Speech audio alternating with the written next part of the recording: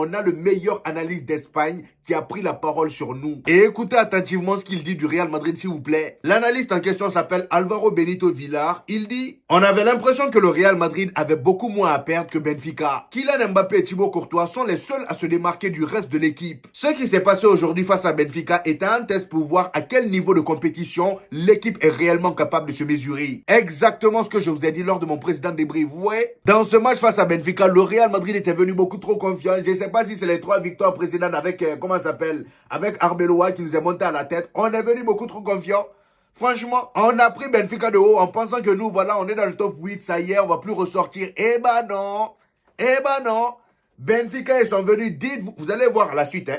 Benfica, eux, ils sont venus et ils sont donnés corps et âme sans même penser à la qualification. Ils s'en foutaient. Eux, tout ce qu'ils voulaient, c'est se donner à 100%. Et vous allez voir dans la suite de la vidéo que pendant que Benfica nous menait 3-2, que ce soit l'entraîneur José Mourinho ou même le gardien, dans leur tête, ils ne savaient pas qu'il leur fallait un but pour se qualifier. Eux, ils pensaient que c'était déjà terminé, ils s'étaient qualifiés. Ouais. Et à la minute où ils se sont rendus compte qu'il leur fallait encore un but de plus pour se qualifier, c'est là José Mourinho a demandé à son gardien de monter. C'est là il a demandé à son gardien de monter et c'était vers la fin.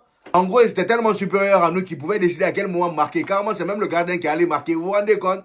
Ils avaient besoin d'un but de plus. Le gardien est monté, il allait marquer le but. Qu'est-ce qu'on est nul. Franchement, comment on peut être aussi nul? À la seconde où ils se sont rendus compte, ils sont allés marquer avec leur gardien. Aucune dignité. Franchement, quand je revois même les séquences, ça m'énerve. Ça m'énerve. Le coup de pied arrêté sur lequel le gardien marque. Regardez le nombre de joueurs du Real Madrid qui est dans la surface. Je crois qu'on était 5 ou 4. Et eux, ils étaient 8. Comment on voulait qu'ils ne marquent pas?